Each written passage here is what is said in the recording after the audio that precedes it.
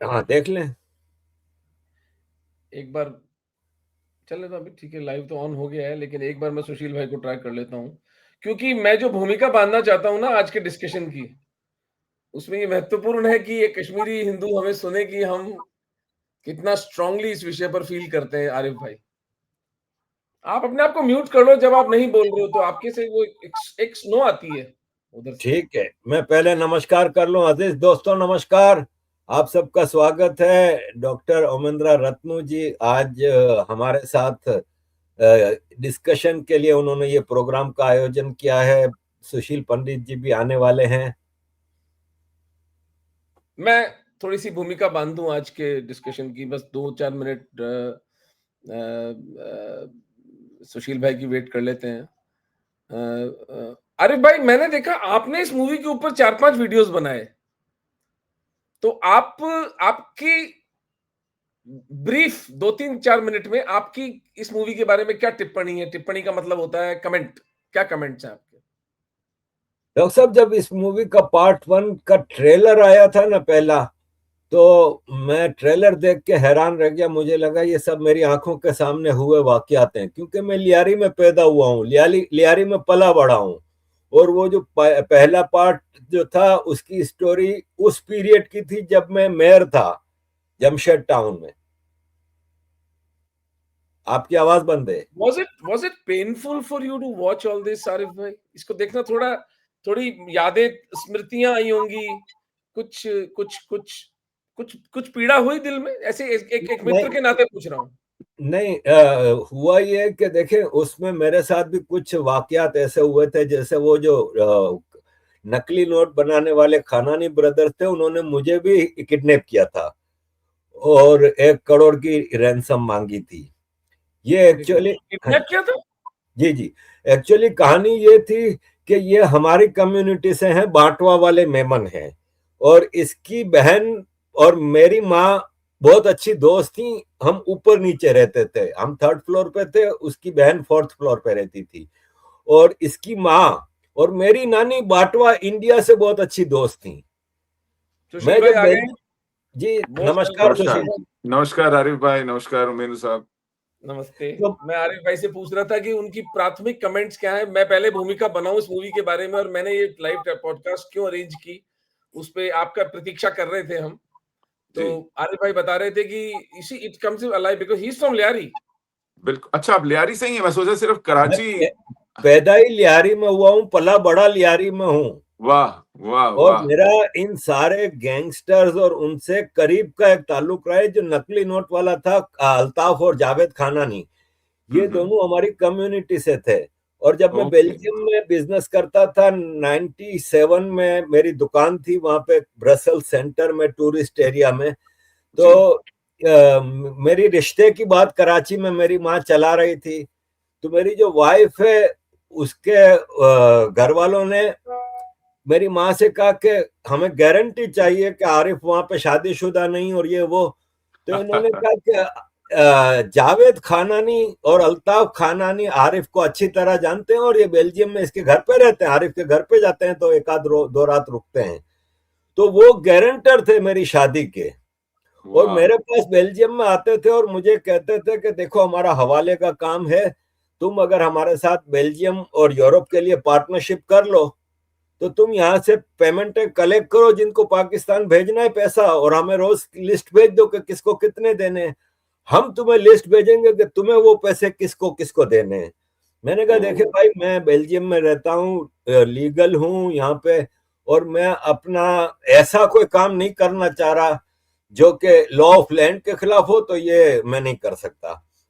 खैर, मैं 99 में शादी करने गया ना पाकिस्तान, तो मेरी शादी के स्टेज पे जहां मैं बैठा हुआ हूँ दूल्हा बन के, मेरे बराबर में दोनों भाई आके बैठे, फोटो वोटो सेशन हुआ। फिर मेरे कान में कहता है कि मेरे बंदे ने तेरे भाई को बेल्जियम में 1 करोड़ रुपए के पाकिस्तानी करेंसी के हिसाब से पैसे जमा कराए हैं। मैंने कहा क्यों कराए हैं भाई, मेरा तुम्हारा कोई कनेक्शन तो पैसों का है नहीं।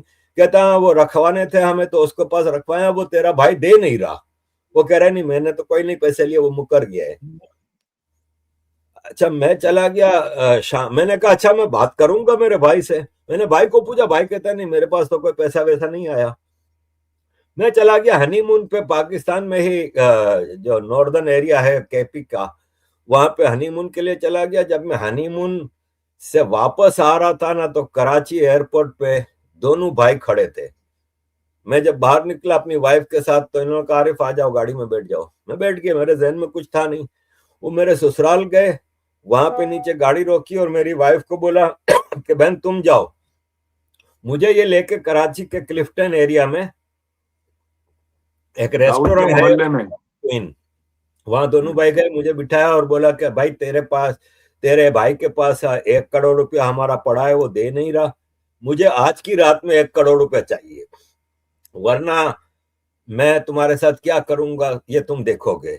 मैं तुम्हें रहमान डकैत के हाथ में बेच दूंगा, रहमान डकैत आराम से मुझे 1 करोड़ रुपया तुम्हारे लिए दे देगा, फिर वो आगे तुम्हारे घर वालों से और किससे क्या लेता है वो तुम्हारा मसला। मैंने कहा देख भाई, मैं बेल्जियम में रहता हूं, तुमने मेरा तुम्हारा पैसों का कोई कनेक्शन नहीं था, तुमने किस हिसाब में मेरे भाई को पैसे दिए, मैं बेल्जियम जाऊंगा तो कुछ होगा ना, तो मुझे तुम बेल्जियम जाना है तो मैं सुबह चला जाता हूं। बोला नहीं मुझे गारंटी चाहिए।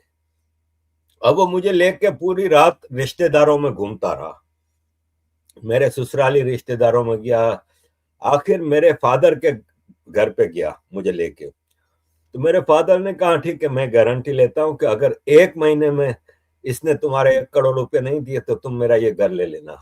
वो घर हमारा 2-2.5 करोड़ का था मेरे फादर का।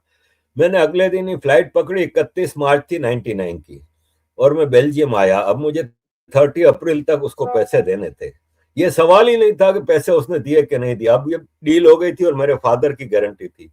मैं जब वापस आया तो मैंने भाई से पूछा, भाई ने कहा नहीं मेरे को दिए ही नहीं, मैं क्यों झूठ बोलूंगा।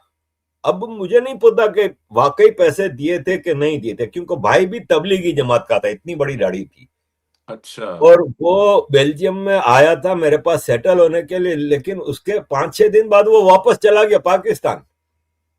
वो पाकिस्तान जाके मेन मार्केट में 3 दुकानें खरीदी। तो ओ फिर मेरे को शक हुआ कि पैसे वाकई मेरे भाई के पास पहुंचे थे। बहरहाल मैंने अपनी दुकान बेची और जितना कुछ करके मैंने 30 अप्रैल तक पेरिस में अल्ताफ खानानी के बंदे को जाके 1 करोड़ रुपए के इक्वलेंट रकम दे दी थी।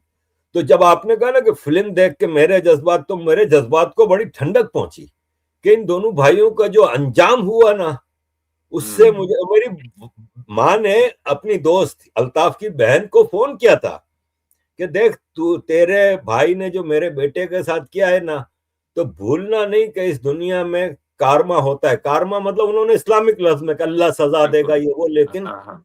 मेरी माँ ने ये कहा था। और वाकई इन दोनों का अंजाम देखा कि एक अमेरिका की जेल में गया, एक को धक्का मार के बिल्डिंग से गिराया। इसके अलावा भी कई वाकयात थे जो मेरी आंखों के सामने, मुझे लग रहा था कि इस फिल्म से मेरा कनेक्शन है, इसीलिए मैंने इतनी सारी वीडियोस इस पे बनाई। ये पूरा मेरे सामने, आंखों के सामने के वाकयात थे। और देखें डॉक्टर साहब, आपका जो विषय है आज का, वाकई कश्मीरी पंडित एक बहादुर कौम है। इन्होंने जो बहादुरी दिखाई है, जिस तरह डेस्टिट्यूट हुए हैं ये अपनी जगहों से, अपने इलाकों से खाली हाथ निकाले, आज दुनिया भर में कश्मीरी पंडित वेल सेटल्ड हैं, क्योंकि इनके अंदर क्वालिटी थी, बहादुरी थी, एजुकेशन थी, वेल सेटल्ड हैं। और आज वो दुनिया को जो नंगा सच दिखा रहे हैं, जैसे विवेक अग्निहोत्री जी ने बनाई थी कश्मीर फाइल्स, उससे वो जो 1989 और 90 में जो हुआ था पंडितों के साथ, वो हमें आके विवेक अग्निहोत्री जी के साथ पता चला, वरना इससे पहले तो इस पे कोई बोल नहीं रहा था। और अब आदित्य जी ने जो फिल्में बनाई हैं, हिला के रख दिया है। बहुत बहुत जी। धन्यवाद आरिफ भाई, अपनी आप बीती सुनाने की। बहुत पीड़ादायक है कि आपको उस आयु में उस समय 1 करोड़ रुपया बिना किसी लांछन के आपको देने पड़े, और कितने तनाव से आप गुजरे होंगे, आपका परिवार, आपकी पत्नी, वो कल्पना मैं से भी तबाह परे हो है। गया था, मैंने तबाह हो गया था, बिजनेस खत्म हो गया था, मुझे बेल्जियम छोड़ के स्पेन भागना पड़ा था, क्योंकि मेरे ऊपर सप्लायर्स के केस आ गए थे, क्योंकि मेरे भाई ने सप्लायर्स को भी पेमेंट नहीं की थी। वो इलीगल था, तो पूरी चेकबुक में साइन करके गया था कि रोज की सेल सामने बैंक में जमा करा दिया करना और जो सप्लायर आए उनको चेक दे देना। चेक पे चेक बाउंस हो रहे थे और मेरे ऊपर केसेस बन गए। मेरी समझ में नहीं आ रहा था क्या करूं। सबसे पहले तो मैंने अल्ताफ के पैसे क्लियर किया। अब मैं खाली हाथ हो गया तो मैंने कहा मैं केस कैसे फेस करूंगा। तो मैं स्पेन, मेरे कुछ दोस्त रहते थे मैड्रिड में, मैं वहां चला गया, 1 साल मैड्रिड में रहा।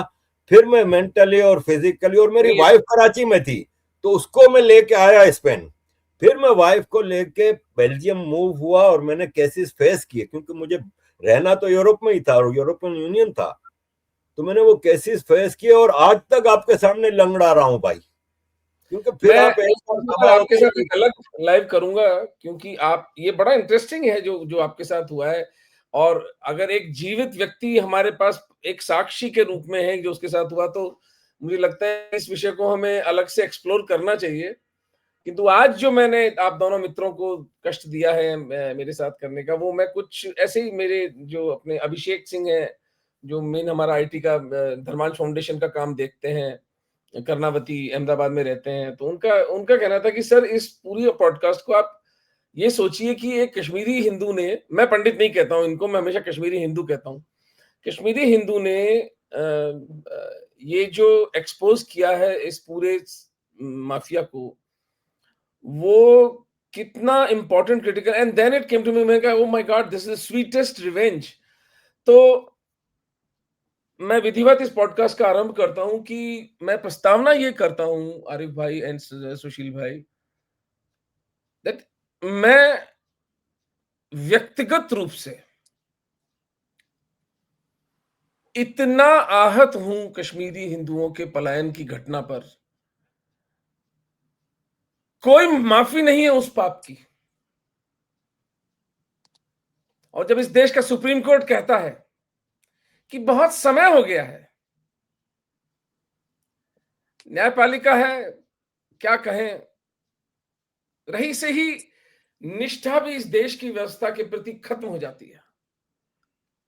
भाई 3000 साल पहले की भी घटना होती है तो ट्रूथ एंड रिकंसिलिएशन कमीशन होता है जो उस हुए अन्याय को कम से कम कॉग्निजेंस लेता है। आज भी डॉक्टर शुंगू, सुशील भाई, इन सबसे बात करके मुझे पता चला है, ललित अंबरदार, दैट आज भी कश्मीरी हिंदुओं के पलायन को जेनोसाइड डिक्लेयर नहीं किया गया है। सारी सारी पार्टियां, सारा हिंदू नेतृत्व के सामने रोना मचाने के उपरांत भी, पर खैर, be that as it may, इस पीड़ा को मैं अपनी छाती में लिए ढोता फिरता हूं। और मुझे जब भी कोई आर्गुमेंट देता है ना कि साहब सब तो एक जैसे नहीं है और आप क्यों घृणा फैला रहे हैं, मैंने कहा एक मिनट, मुझे मुझे बकवास मत करो, मैं घृणा नहीं फैला रहा हूं। मेरे 5 लाख कश्मीरी हिंदू भाइयों का पलायन क्यों हुआ था इस देश में, किस मानसिकता ने करवाया था, और जब तक उनका पुनर्वास नहीं हो जाता, मेरे पास ये आर्गुमेंट लेके मत आना कि हिंदू भी उतने ही हिंसक होते हैं जितने की सामने वाले। Please don't give me this argument. मैं बहुत आहत हूं इस बात पर। तो इस पृष्ठभूमि में जब मैंने धुरंधर मूवी को देखा, तो ठीक है, वो जो स्पेशल इफेक्ट्स और दम धमाके और जो ग्लैमर है मूवी का, जो ड्रामा है, जो भी उसको उन्होंने पुराने गानों को, म्यूजिक को, I think it was a very novel experiment. पुराने गानों के बेसिस पर उन्होंने नए फिल्मांकन को किया है। Brilliant cinematography, very tightly made movie. इतनी लंबी होने के बाद भी मूवी अपनी ग्रिप बनाए रखती है। मेरे लिए, मेरी आत्मा को, कलेजे को ठंडक ये पहुंचकर, सुनकर, मतलब सोचकर पहुंचती है कि एक कश्मीरी हिंदू ने जो सबसे मीठा प्रतिशोध हो सकता था वो लिया। उसी टूल से मूवीज, क्रिकेट, टेलीविजन की जिस टूल से वामपंथियों ने इस देश के हिंदू समाज में जहर घोला है, उसी टूल को आदित्य धर इस्तेमाल करके इस पूरे हिंदू समाज को जगाने का प्रयत्न करते हैं। फिर एक उर्दू का एक बहुत सुंदर शेर मुझे याद आता है कि इस मूवी को देखने के बाद भी अगर हिंदू समाज का शत्रुबोध नहीं जागता तो मुझे नहीं पता कब जागेगा। ठोकरें खाकर भी न संभले ये मुसाफिर का नसीब, ठोकरें खाकर भी न संभले ये मुसाफिर का नसीब, राह के पत्थर ने अपना फर्ज पूरा कर दिया। तो आदित्य धर ने तो अपना काम कर दिया। मैं सुशील भाई से जानना चाहूंगा कि has he seen the movie first of all? O yes, मैंने दोनों वो पार्ट देख लिए ना? पहले सो पहले व्हाट का आर भी और initial comments and then I will go to question answers कि मैं मेरे जो मन में प्रश्न है वो मैं आपसे पूछूंगा। But as a Kashmiri Hindu, what is your brief takeaway? हाँ, नहीं, अगर आदित्य धर कश्मीरी न भी होता तो भी ये फिल्म अपने आप में एक फिनोमिनन है। लैंडमार्क। ये, हाँ, ये फिल्म से कहीं ज्यादा एक ये वाटरशेड है। ये एक वो पड़ाव है हमारे फिल्मों के सफर का, जिसमें आप प्री धुरंधर और पोस्ट धुरंधर एराज को सीधे सीधे डिमार्केट कर सकते हैं, चिन्हित कर सकते हैं। इसने बहुत सारे डायमेंशंस बदल दिए हैं, बहुत सारे इक्वेशंस बदल दिए हैं, बहुत नए प्रतिमान, नए स्टैंडर्ड्स,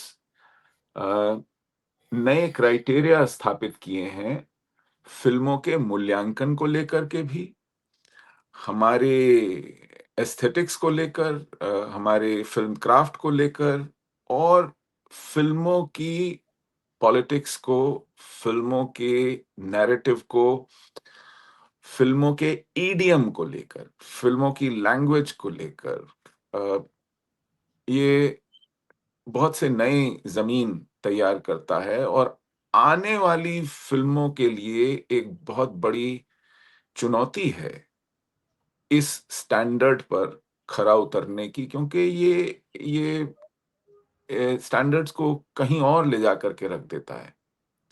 तो अब जैसे एक फिल्म आई थी जिसमें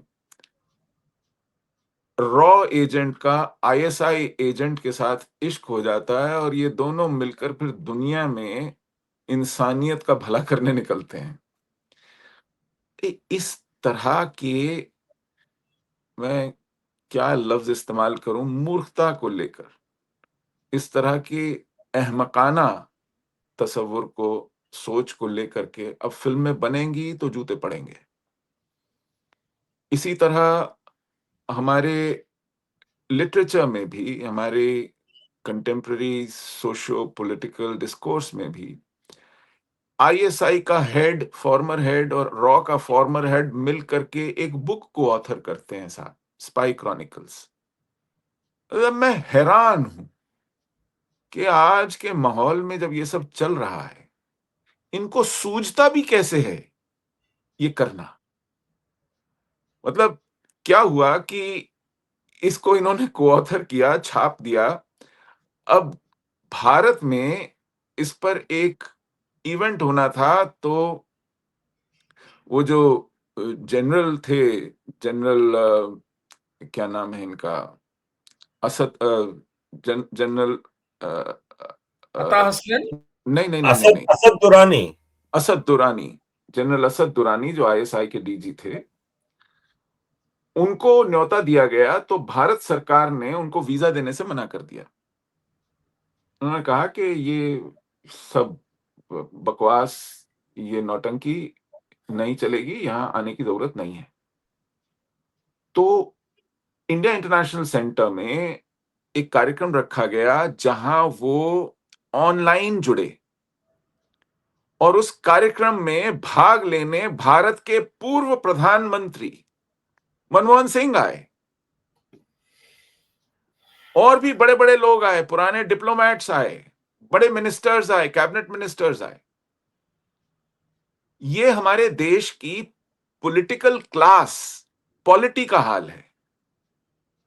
ये हमारे देश की डिप्लोमेसी का हाल था, ये हमारे देश की मीडिया का हाल था, और फिल्मों का तो क्या हाल था आप जानते हैं। इस देश में सब कुछ उलट पलट था, और ऐसे में जब ये फिल्म आती है और ये साफ साफ बताती है कि क्या है, और क्या हो रहा है। देखिए, 2 चीज़ें मुझे लगता है इस फ़िल्म में हैं। एक तो आप देखते हैं कि क्या हो रहा है और एक आप समझते हैं कि क्यों हो रहा है। आपको समझाया भी जाता है, मतलब इडियट प्रूफ किया जाता है इस फ़िल्म में।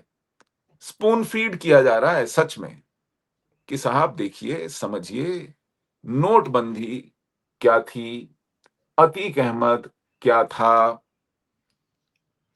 और ऑपरेशन जो मुंबई में हुआ वो क्या था, जो भारत भर में आतंकी घटनाएँ चल रही हैं वो क्या हैं, चुनाव कैसे फंड हो रहे हैं, लोग कैसे वोट बैंक बना रहे हैं, ये आंदोलनों के नाम पर क्या हो रहा है, एक-एक चीज़ को इस पर मैं आऊँगा सुशील भाई, क्योंकि ये एक द्रुत गति से अगर अपन निकाल देंगे तो मेरा पर्पस इस नहीं, पॉडकास्ट नहीं, का मैं सबसे केवल ये 2 पॉइंट हम इसको डिटेल में ज़रूर डिस्कस करें। सिर्फ ये 2 डायमेंशंस मैं क्लियरली डिलिनेट करना चाह रहा हूँ। एक, जो आप देखते हैं कि कैसे घमासान हुआ, कैसे पीटा, कैसे तोड़ा, कैसे कीमत वसूली की गई हिंदुस्तान पर जिहाद थोपने की, वो एक है।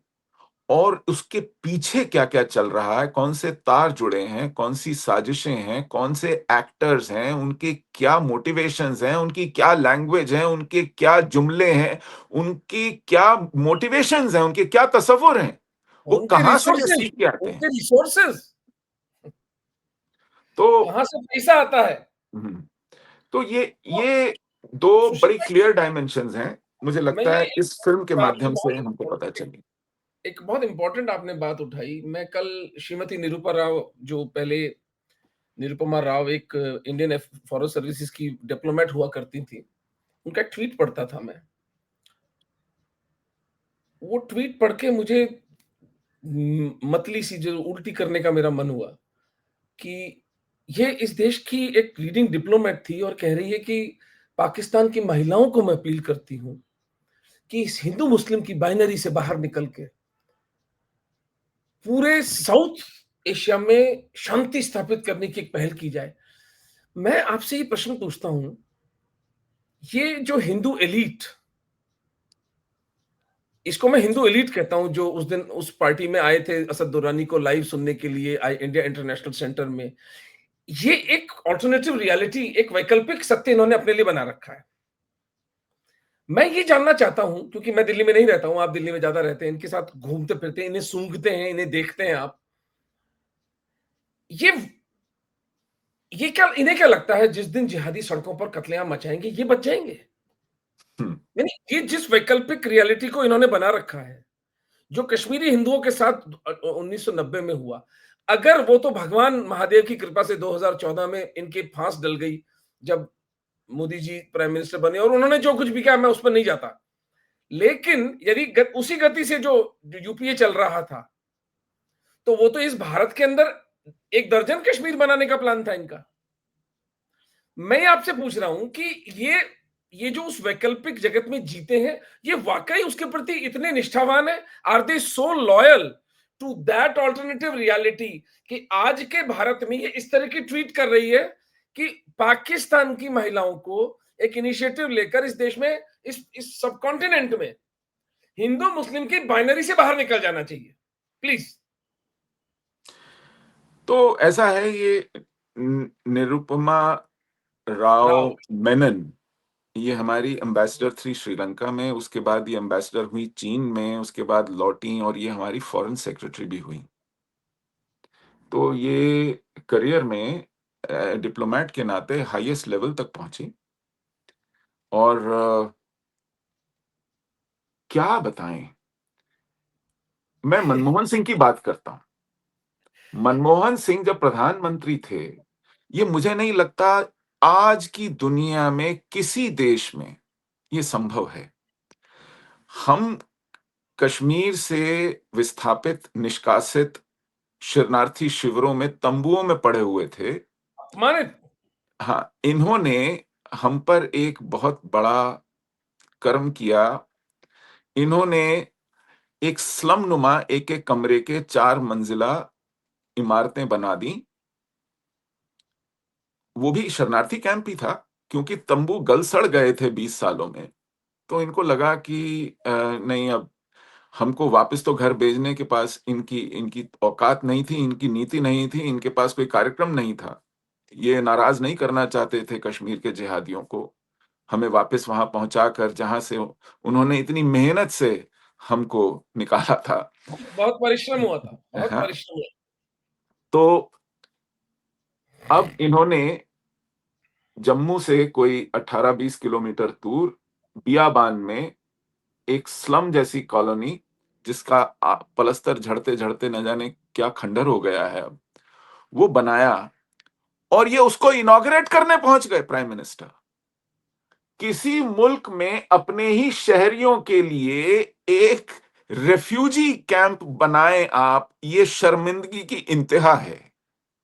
लेकिन फिर उस रेफ्यूजी कैंप को प्रधानमंत्री रिबन काटने पहुंचे, मानो इन्होंने एक बहुत बड़ा काम कर दिया है, कोई बहुत बड़ा माइलस्टोन देश की डेवलपमेंट में उसको डेडिकेट किया है देश को। ये गाजे बाजे के साथ उस रेफ्यूजी कैंप को इनॉग्रेट करने पहुंचे।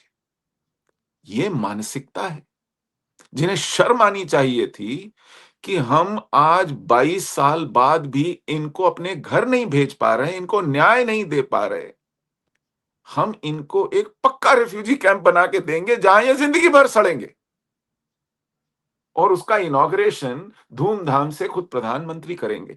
जहां ये मानसिकता, इनको शर्म नहीं आए ऐसा करने में, ऐसा सोचने में, तो उनसे आप क्या तवक्को रखते हैं, क्या अपेक्षा रखते हैं कि उस आईएसआई के मुखिया सरगना, मैं आप इसका इंटरव्यू जाके पढ़ें, ये बात कर रहे हैं मेहदी हसन से अल जजीरा में, ऑक्सफोर्ड यूनियन एक वो एटमॉस्फेयर है वहां, उनके साथ इनकी कॉन्वर्सेशन है।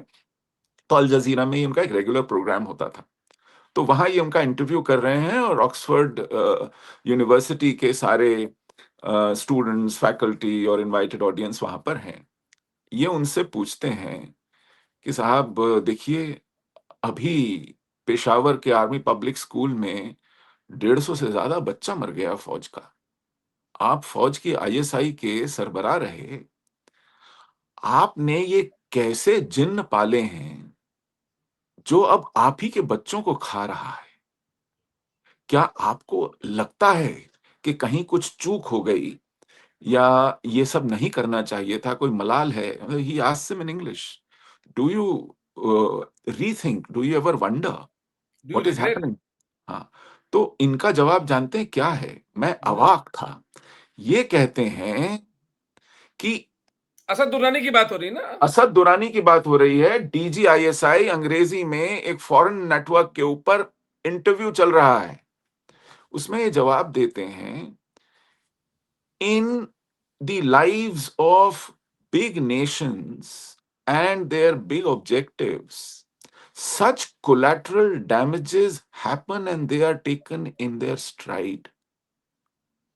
ये फौज का आदमी है, उस फौज के आर्मी पब्लिक स्कूल में फौजियों के बच्चे पढ़ते हैं, 150 बच्चा हलाक हो गया।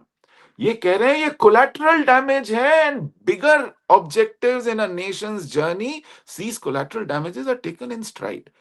वो हैरान था मेहदी हसन कि आदमी इतना क्लिनिकल, इतना कोल्ड, इतना बेरहम, इतना रिमोर्सलेस कैसे हो सकता है। फिर उसने बात पलटी और उसने कहा कि आपने तो अफगानिस्तान में अमेरिका से पैसे लिए, अमेरिका से हथियार लिए, और अब आईएसआई अमेरिकी फौजियों को ही निशाने पर ले रही है। आपका हक्कानी नेटवर्क उसी अमेरिका को आए दिन उस पर वार करता है जिनसे आप पैसे लेते हैं, और इस हक्कानी नेटवर्क को आपने पाला हुआ है। तो बिना पलक झपके, with a straight face, Asad Durrani says, if you cannot ride two horses simultaneously, you don't have any business being in a circus. ये मुंह पर बोलता है। वाह! तो ये पाकिस्तानी एलीट की, पढ़े लिखे की, एपेक्स पर पहुंचे हुए लोगों की सोच ही नहीं है ये जुर्रत है कि ये इसको एडमिट करें पब्लिकली बेशर्मी के साथ, तो ये अपने लोगों का क्या करेंगे, ये अपने मुल्क का क्या मेरा करेंगे, विषय ये ये है कि जहनियत है। हिंदू एलीट, संदेश भाई, हिंदू तो एलीट तो इनको ऐसे प्रमोट हिंदू करती है। हाँ हाँ हाँ हाँ, मैं ये क्यों बोल रहा था कि ऐसे लोगों को जानते हुए, ऐसे लोगों की जहनियत पहचानते हुए, जब इनको इनवाइट किया जाए इंडिया में, और अगर सरकार वीजा ना दे तो इनके प्रोग्राम्स में जाकर इनको लेजिटिमेसी दी जाए, और prime minister, former prime minister जाके ऐसे आदमी को लेजिटिमेसी दे, तो हमारा तो दिवाली, मैं तो हैरान हूं कि ये मुल्क चल कैसे रहा है, ये नहीं नहीं, जिंदा बचा कैसे हुआ है, ये क्या अभी मिरेकल है। समाधान क्या होना चाहिए? 5,000 लोगों को जाकर के वहां रास्ता जाम नहीं कर देना चाहिए? हाँ साहब, क्यों नहीं, लेकिन रास्ता जाम वो करने माइक तोड़ वाले, देना चाहिए। जब रास्ता जाम करने की बात आती है तो शाहीन बाग होता है, रास्ता जाम इन मुद्दों पर नहीं होता है। तो यही रास्ता जाम धुरंधर करने वाले करेगा, जो है ना, हमारे यही देश में धुरंधर रास्ता करेगा जाम करने सुशील वाले भाई। शाहीन बाग हिंदू करते हैं। जागेंगे, हिंदू भी शाहीन बाग बिठाएंगे, देखना। ये परिवर्तन है, ये हम परिवर्तन है। आतिफ देखेंगे। भाई, मैं आपसे एक प्रश्न पूछता हूँ भाई, कि आप, भाई एक मिनट, एक मिनट। आपने कहा शाहीन बाग में हिंदू भी बिठाएंगे। मैं अभी 2 हफ्ते पुरानी बात करूंगा। मुसलमानों की ईद होती है, इतनी पीसफुली होती है, सड़कों पे नमाजें होती हैं, सब कुछ होता है। इसके 1 हफ्ते बाद राम जन्म नवमी रामनवमी, आती है, मम्मी रामनवमी। आती है। तो पत्थरबाजी होती है। हम्म, आप कब की बात कर रहे हैं? बहुत पुरानी नहीं, अभी 1 हफ्ते पहले की बात है। बिल्कुल एक नहीं, बिल्कुल। पर वो हिंदू हम थोड़े के फेस्टिवल नहीं जिन्होंने होता। पत्थर चलाए हैं उनके ऊपर बुलडोजर चले हैं। 1 हफ्ते, 1 हफ्ता, लेकिन चलते हैं बुलडोजर तो कई सालों से चला रहे हैं योगी जी, लेकिन ये लोग नहीं रुक रहे। एक हिंदू फेस्टिवल पीसफुली नहीं मनाने दिया जा रहा है इस मुल्क में जहां पे 80% हिंदू रहता है। अरे और भाई, एक मैं आपको मुसलमान एक उदाहरण फेस्टिवल देता नहीं है हूँ। जो पीसफुली ना गुजर जाए। हमेशा पीसफुली होता है इनका। आरिफ भाई, आरिफ भाई, इसका मैं आपके एक एग्जाम्पल पता देता हूं चल, आपको आरिफ भाई, उमेंद्र जी, एक एग्जाम्पल दूंगा। आज से कोई 20-25 साल पहले अमरनाथ यात्रा में आए दिन, आए साल सैकड़ों में लोग मारे मारे जाते थे, आतंकी हमले होते थे। आज वो यात्रा शांति से निपट शांति। जाए, इसके लिए 50,000 फौजी लगाने पड़ते हैं, संगीनों के साए में हमारे तीर्थयात्री चलते हैं। दुनिया में मुझे बताइए, कहाँ हो? कौन सी तीर्थ यात्रा अपने ही देश में इस तरह की जाती है? चप्पे चप्पे पर लोग तैनात किए जाते हैं, निगरानी होती है, तलाशी होती है, और तीर्थ यात्रा किसी तरह राम राम करते संपन्न कराई जाती है। ये हमारा अपने देश में हाल है। देखिए, इस सब के पीछे और एक और पॉइंट में सुशील भाई की बात से आया था कि वो जो असद दुरानी ने कोलेटरल डैमेज की बात की थी एपीएस स्कूल में, तहरीक तालिबान पाकिस्तान ने इसकी रिस्पॉन्सिबिलिटी कबूल की थी। बिल्कुल और बिल्कुल। उसका जो स्पोक्स पर्सन है एहसानुल्लाह एहसान, वो जब इस्तांबुल में बैठ के इंटरव्यू देता है तो वो कहता है हमें आईएसआई लिस्ट देती है टारगेट्स अचीव करने की, जिसमें एपीएस भी था कि इमरान खान का धरना चल रहा था, 126 दिन हो गए थे और उसको कोई रीजन चाहिए था उठने का। तो इसलिए एपीएस आर्मी ने करवाया था। और आर्मी कमाल। पब्लिक स्कूल में आर्मी के बच्चे जरूर पढ़ते थे, लेकिन आर्मी के सोल्जर्स के बच्चे पढ़ते थे। कोई जनरल कमाल। मेजर ब्रिगेडियर के बच्चे नहीं पढ़ते थे, गरीब सोल्जरों के बच्चे पढ़ते थे। 150 कमाल। बच्चे और टीचर्स मारे गए थे उसमें। एहसानुल्लाह एहसान ने कहा कि हमें आर्मी के कहने पे हमने ये किया था, और जितने पॉलिटिशियन हम मारते हैं वो आर्मी हमें लिस्ट देती है कि इनको टारगेट करो। 2013 के इलेक्शन में एहसानुल्लाह एहसान ने कहा कि हमें लिस्ट दी गई थी कि इन पॉलिटिकल पार्टीज को जलसे नहीं करने देने, कराची में एनक्यूएम को नहीं करने देने, पीपल्स पार्टी को नहीं करने देने, खाली नवाज शरीफ और इमरान खान को छूट थी। ये वाह, पाकिस्तान कोलेटरल डैमेज नहीं है, ये साला खुद इनका अपना किया हुआ सारा गेम होता है। सॉरी कमाल भाई। है, कमाल है।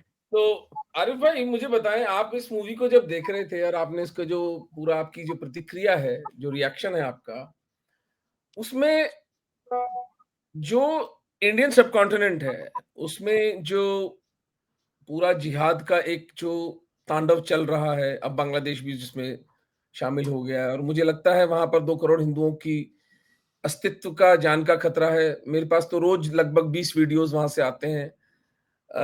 अभी 4 दिन पहले एक बच्ची को देखिए, जब एक आदमी का मॉरल कंपास टूटा हुआ होता है ना, तो वो किस-किस तरीके से हानि पहुंचाता है सामने वाले को। डॉक्टरों ने एक बच्ची का उपचार नहीं किया।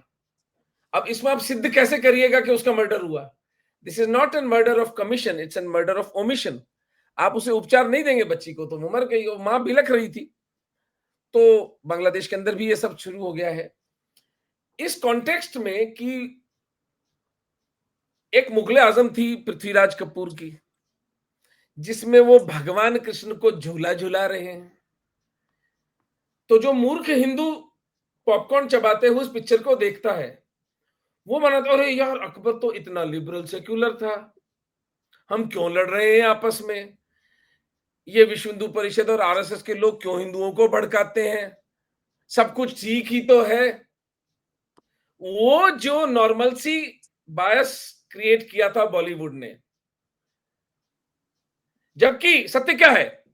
सत्य ये है कि कोई जोधाबाई नाम की स्त्री थी नहीं, हरखाबाई एक दासी थी जिसका अकबर के साथ विवाह जयपुर के राजघराने ने किया था, लेकिन उसको पहले मुसलमान बनाया गया था। उसका नाम था मरियम उल जमानी, जिसकी कब्र आज भी आगरा के किले में मौजूद है। दिखाया क्या जा रहा है? मोहे पनघट पे नंदलाल छेड़ गयो रे। तो मैं आपसे पूछता हूं, इस मूवी ने क्या उस पूरी, जैसा सुशील भाई ने बहुत ब्रिलियंट वर्ड्स में कहा, वो जो पूरी ताश के पत्तों का महल बनाया था इन मूर्खों ने, उसको ध्वस्त किया या नहीं किया? इस एक मूवी की बात बताओ, आपको कैसा लगता है कि इस सब कॉन्टिनेंट में जो जिहाद का जो पूरा तांडव चल रहा है, ये मूवी उसमें हिंदुओं को एजुकेट करने में सफल होगी? देखें, माइलस्टोन है। सुशील भाई ने जो धुरंधर के हवाले से चीजें कही कि ये अब एक ट्रेंड सेट हो गया है। अब वो जो पहले जो मूवीज, प्रोपेगेंडा मूवीज बनती थी, वो अब कोई नहीं बना सकेगा। लेकिन मसला ये है कि इस फिल्म को जो लोग प्रोपेगेंडा कह रहे हैं ना, एक्चुअल में प्रोपेगेंडा इस फिल्म से पहले होता रहा है। ये फैक्ट्स हैं जो इन्होंने नरेट किया है इस फिल्म में। तो फैक्ट्स के नरेशन को आप प्रोपेगेंडा नहीं कह सकते, ये सच्चाई है। और जितने मुखालिफ भी हैं ना, वो डिनाई नहीं कर सकते इसमें जितने फैक्ट्स बताए हैं। अब जैसे इसमें एक चीज आप पॉइंट देखें, आदित्य दर्ज की जो सबसे बड़ी खूबी थी, छोटे छोटे पॉइंट्स भी आप देखें तो माइंड ब्लोइंग है। जैसे इसमें बताया है कि एक सिख की प्रॉपर्टी को हथियाने के लिए उसके ऊपर ब्लास्फेमी का केस लगा। यस यस, ठीक है, ब्रिलियंट ब्रिलियंट डिपिक्शन। यस, है ना? ऐसे छोटे छोटे वाकयात हैं। जब नोट नकली नोट वाली बात आई ना, तो मुझे अचानक एक वाकया याद आया कि मैं 2011-2012 में जिनीवा में यूनाइटेड नेशंस में बैठा था। तो मेरे साथ कैफेटेरिया में एक इंडियन बैठे थे। अब वो डिप्लोमेट के रूप में आते हैं, लेकिन यू नेवर नो कौन सी एजेंसी से हैं, क्या है। तो नाम तो अपना कभी सच्चा बताते नहीं। खैर, बातचीत शुरू हुई तो मेरे साथ उनकी अच्छी कनेक्शन थे, हर साल हम मिलते थे। तो मुझे कहते हैं, आरिफ भाई हमारी एक बहुत बड़ी समस्या है। मैंने कहा क्या? बोला ये आपका पाकिस्तान है ना, वो हमारे मुल्क में नकली नोट बहुत फेंक रहा है, और इतने नकली नोट आ रहे हैं, 2011-2012 की बात बता रहा हूँ, कि हमें इसका हल नहीं समझ आ रहा। तो मैंने कहा आप भी पाकिस्तान के नकली नोट बना के उधर फेंके ना, फिर यही इसका हल है। मैंने कहा वो पाकिस्तान कचूमर निकल जाएगा। बोला मसला ये है कि हम हिंदुस्तान वाले हैं ना, जंग भी एथिक्स में लड़ते हैं, और हम बिलो द बेल्ट वार करने के आदी हैं नहीं। तो मैंने कहा जनाब, जब दुश्मन आपके सामने ऐसा हो ना, जो कोई एथिक्स ना मानता हो, तो फिर आपको भी कोई एथिक्स मानने की जरूरत है नहीं। ये एक बातचीत मेरे जहन में उस वक्त आई जब मैं ये फिल्म में नकली नोट वाला हिसाब किताब, तो मुझे लगा कि वाकई देखो सच्चाई थी वो जो बताया गया है कि नकली नोट भारत में। हालांकि बाद में कुछ लोग आंकड़े पेश कर रहे हैं कि वो नकली नोट इतने थे ही नहीं मार्केट में, सब झूठ है, क्योंकि जितने note state bank of India ने छापे थे, रिजर्व बैंक ऑफ इंडिया ने, वही वापस आ गए। हालांकि वो गलत आंकड़े पेश कर रहे थे। नकली नोट थे वहां पे, और मतलब tens of thousands of crore रुपए के नकली नोट थे। और मोदी जी को इसमें या बीजेपी को क्या फायदा हुआ नोटबंदी करने का? नुकसान था, एक प्रोपेगेंडा गलत चल गया, नुकसान था। क्यों किया?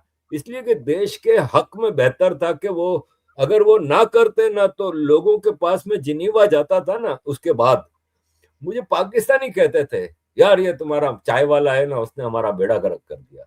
हमारे घर में लाखों करोड़ों रुपए के नोट जाया हो गए, क्योंकि आम आदमी जो है ना, उसके पास अगर 1 लाख रुपया भी है तो वो लीगल है, वो जाके बैंक में चेंज करा सकता था। लेकिन जिसके पास इलीगल पैसा है, फिर पाकिस्तान जितने भी अपने एजेंटों को इंडिया में पेमेंट करता था, वो नकली नोट से करता था। बड़ा नुकसान हुआ इन लोगों का। तो ऐसे कई फैक्ट्स हैं जो इस फिल्म में दिखाए गए हैं, जिससे आम आदमी को समझने में आसानी होती है। लाइकिंग क्यों है इस फिल्म की? इसलिए कि फैक्ट्स नरेट हुए हैं इसमें, छोटे छोटे वाकयात, जैसे ब्लास्फेमी को किस तरह यूज किया जा रहा है, जैसे किस तरह हिंदुओं के खिलाफ इसमें आप देखें साइलेंटली बताया गया है। हालांकि ये प्रोपेगेंडा नहीं है, पाकिस्तान में हिंदुओं के खिलाफ कितनी नफरत फैलाई जाती है और किस किस तरह से फैलाई जाती है, वो सबको पता है। और इस स्कूलों फिल्म में में, स्कूलों की बुक्स में लिखा जाता है कि हिंदू गंदे होते हैं और इन पर भरोसा नहीं करना, हिंदू बनिया बहुत चालाक होता है, राइट? ये तो स्कूलों के करिकुलम और में है। स्कूलों के सिलेबस में है, और मेन मसला ये कि उन्हीं स्कूलों में हिंदू बच्चे भी पढ़ते हैं। मतलब आप ये देखें कि कई मिनिस्टर्स आपको अक्सर हिंदुओं के खिलाफ ऐसी बात करते हुए मिलेंगे कि आप सोचेंगे कि भाई साहब, तुम्हारे मुल्क में भी 1-2 करोड़ हिंदू रहते हैं यार, वो तुम्हारे पाकिस्तान के सिटीजन हैं, और तुम लोगों से हजारों साल पहले से उस जमीन पे रह रहे हैं। अब अभी मुझे देखिए लास्ट भाई, वीक आसिफ में भाई, था, लास्ट वीक जिनीवा में था, तो मुझे एक साहब ने एक इंस्टाग्राम की पोस्ट भेजी कि आरिफ भाई, कराची में एक मंदिर है, शिव मंदिर, उसकी इंक्रोचमेंट हो रही है, और उसके गेट पे नोटिस वोटिस लगा के उसको बंद कर दिया है, और अब उसके ऊपर कब्जा करने की तैयारी है। ये कंटिन्यूअसली हो रहा है। मसला ये है कि भारत के कुछ, जो कि आप एलिट कह लें, और कुछ एलिट नहीं भी हैं, तो वो लिबरल सेक्युलर बनने की जो कोशिश करते हैं, उनको इस फिल्म ने क्लियर मैसेज दिया है कि सेक्युलरिज्म का ढकोसला सिर्फ भारत में चलता है, पाकिस्तान में सेक्युलरिज्म नाम की कोई चीज नहीं है।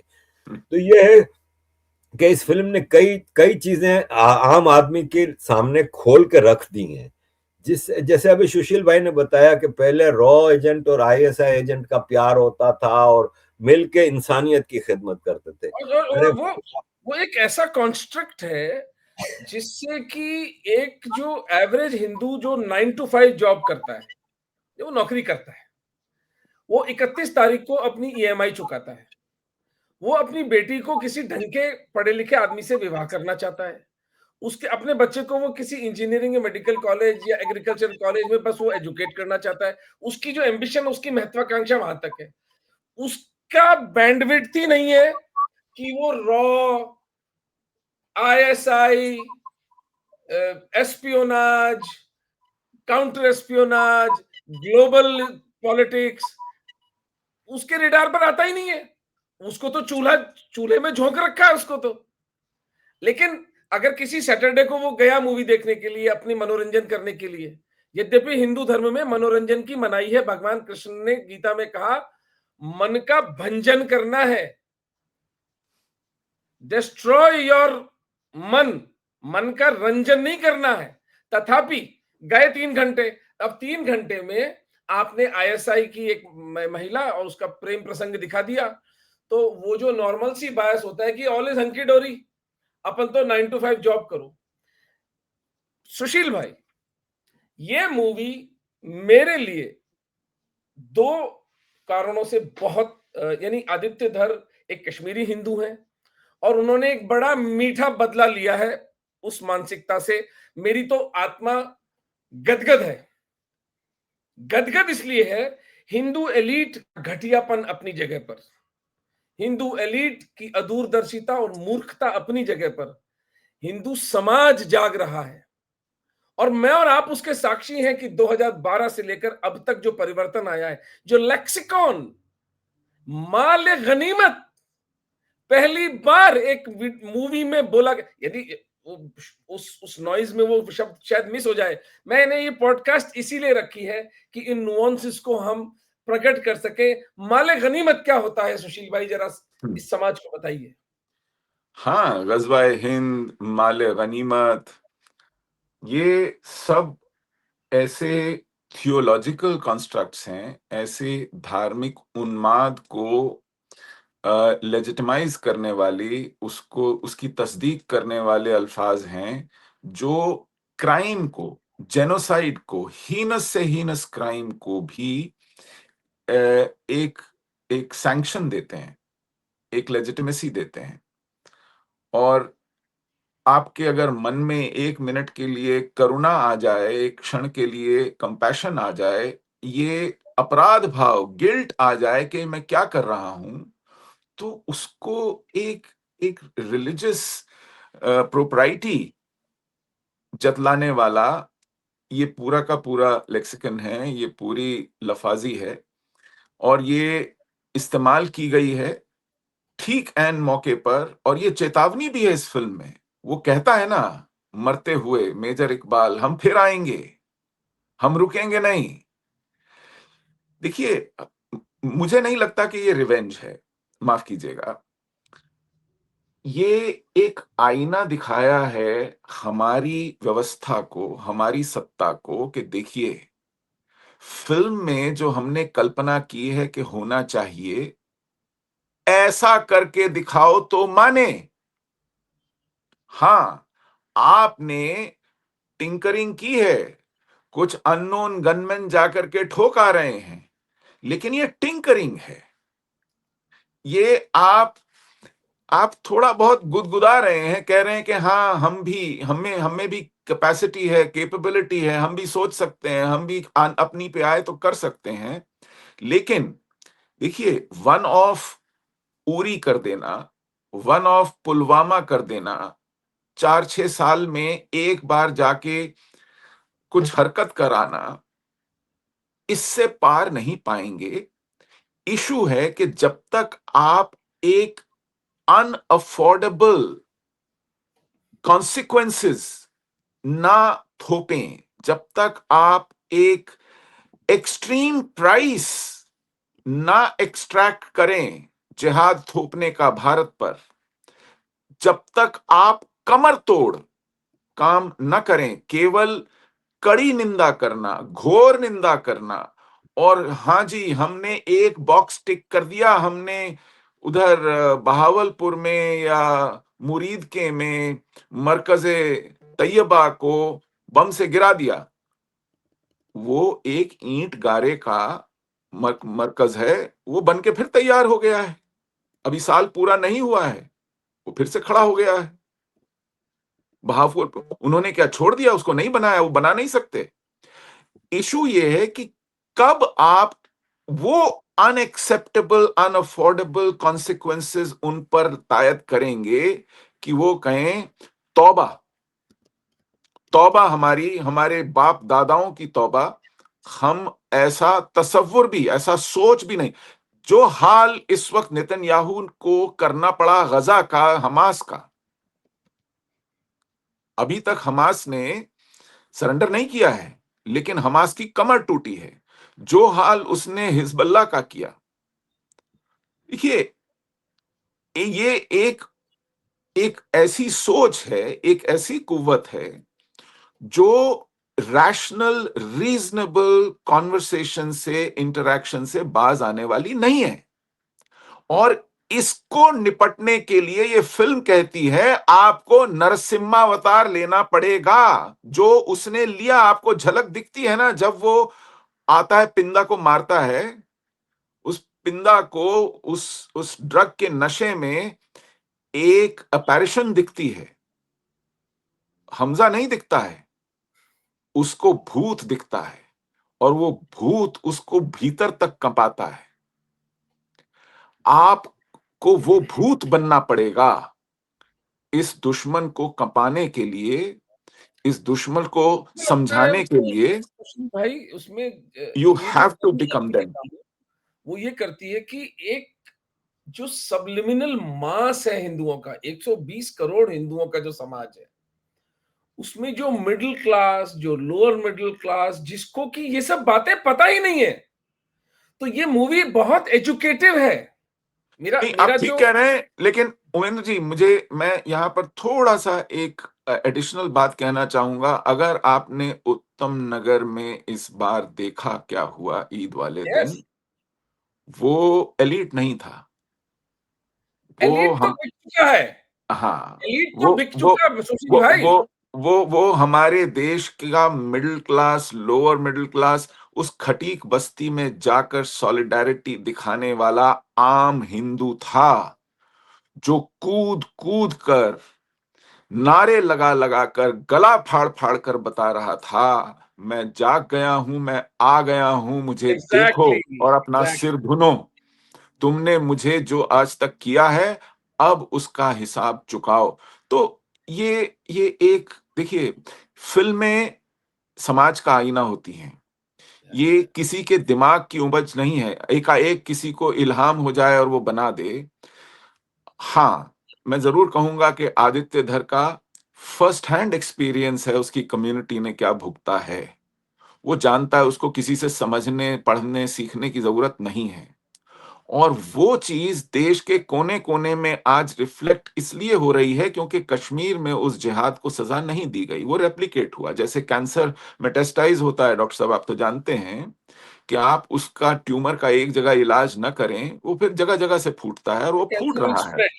या तो वो फूट रहा है, वो केरल में फूट रहा है, वो बंगाल में फूट रहा है, वो असम में फूट रहा है, वो यूपी के कस्बों में फूट रहा है, वो हरियाणा के मेवात में फूट रहा है, वो दिल्ली में, ठीक कैपिटल में, हमारी सरकार की नाक के नीचे सुंदर नगरी में, श्रीनिवासपुरी में, उत्तम नगर, कहाँ जहांगीरपुरी में, मंगोलपुरी में फूट रहा है।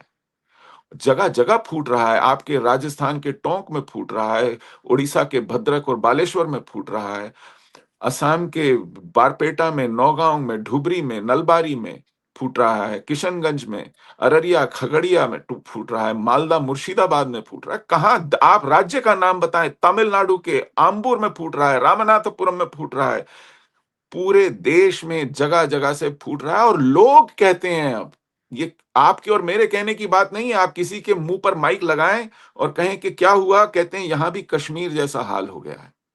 वो ये नहीं बता रहे कि यहाँ की जलवायु, यहाँ के मौसम, यहाँ की आबोहवा बदल गई है, खुशनुमा हो गया है, सुंदर हो गया है। वो कह रहे हैं कि हमें भी निकलने की नौबत आ गई है, ये हाल हो गया है। तो बिल्कुल कश्मीर सही। Has become a metaphor. Yes, Kashmir has become a metaphor, and Kashmir. Aditya Dhar is only reflecting that reality. He's not invented anything new. Nothing, nothing, nothing.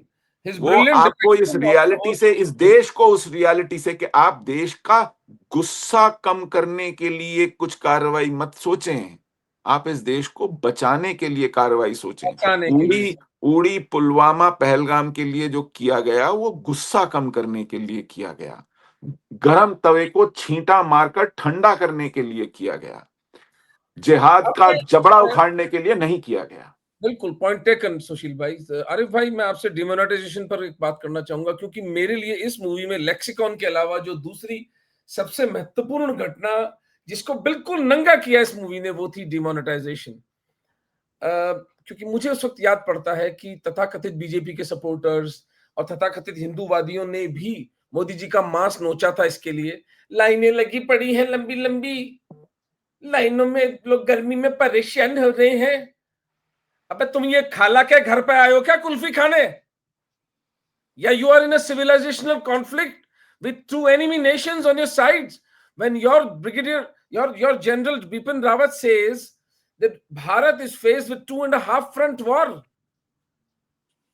China, Pakistan और अंदर आधा जो आपका फ्रंट है, इस वॉर के रहते हुए लाइन में क्यों खड़े होना पड़ा अपने नोट बदलवाने के लिए? ये नैरेटिव इस देश में चलाया गया, ये गंदा बदबूदार नैरेटिव। तो मैं आप दोनों महानुभावों को चाहूंगा कि इस पर अपनी अपनी प्रतिक्रिया दें। बट आरिफ भाई से मैं चाहूंगा कि हमें जरा ना उस माहौल में ब्रीफली, क्योंकि टाइम कम पड़ता जा रहा है, मुझे हमें उस वातावरण में लेकर चलें जहां ये खिलानी ब्रदर्स इस प्लानिंग को कर रहे थे, और आपकी समझ जो है उससे हमें बताएं कि जो इकोनॉमिक्स की मेरी समझ है वो ये होती है कि करेंसी जो होती है वो एक लीगल टेंडर होता है। यानी मैं आपको 100 रुपए देता हूं, तो 100 रुपए में पानी की बोतल खरीदता हूं, तो वो 100 रुपए उस परिश्रम का मूल्य है जो उस पानी की बोतल बनाकर पैक कर कर ठंडा करके मुझ तक लाया गया। यदि वो परिश्रम नहीं है तो वो 100 रुपए कागज का पन्ना है एक, राइट? इसीलिए printing currency is never a solution of an economic crisis. Hard work, hard labour करना पड़ता है। लेकिन जब एक शत्रु देश आपकी कंट्री को बम्बार्ड कर दे फेक करेंसी से, तो भट्टा बैठ जाता है उस देश की इकोनॉमी का। पहले इस विषय पर बताइए कि हाउ रियल, आप कितने नजदीक थे उस सब के, इन लोगों के, वो कौन ऑपरेटिव्स थे जो ये काम कर रहे थे? फिर डिमोनेटाइजेशन पर मैं सुशील भाई की प्रतिक्रिया लूंगा, इसके बाद हम क्वेश्चन आंसर्स ले लेंगे। भाई हमें उसके उस वातावरण में लेके चलिए। मेरा मेरा मेरा जो पर्पस इस क्वेश्चन का वो जाने ये से है। पहले मैं एक और बारीकी चीज जो इस फिल्म ने दिखाई, जिसका अभी सुशील जी ने जिक्र भी किया, वो था खालिस्तानी मूवमेंट। जब इमरान खान के दौर में एक टूटे फूटे गुरुद्वारा साहब करतारपुर में अचानक रातों रात बनाया जाता है, और उस वक्त हमने भी वीडियोस में बताया था कि अब ये सिख यात्रियों का पाकिस्तान ड्रामा रचाएगा। अगर एक मिसाल है, 1,000 सिख यात्री पाकिस्तान आएंगे तो उसमें से 2-4, ज्यादा नहीं, 2-4 को वो टारगेट करके हाथ में ले लेंगे। वो भी इस फिल्म में बताया कि किस तरह वो यात्री के नाम पे आते हैं सिख और खालिस्तानी, और वो पाकिस्तान के हाथों में खेलते हैं। दूसरा एक चीज, भारत का सोशल मीडिया मुसलसल बता रहा था कि पंजाब में ड्रग्स का पाकिस्तान द्वारा बहुत ज्यादा फेंका जा रहा है और खासतौर पे ड्रोन इस्तेमाल हो रहे हैं। वो भी इस फिल्म ने बताया। मतलब आप देखें इस फिल्म ने क्या क्या चीजों से पर्दे उठाए, और ये सब हकीकतें हैं, प्रोपेगेंडा नहीं है। जहां तक नकली नोट की बात है तो देखें, मैं ये खानानी ब्रदर्स है ना, इनको बचपन से जानता हूँ। जाहिर है हमारे घर के ऊपर इसकी बहन रहती थी, ये आते जाते रहते थे।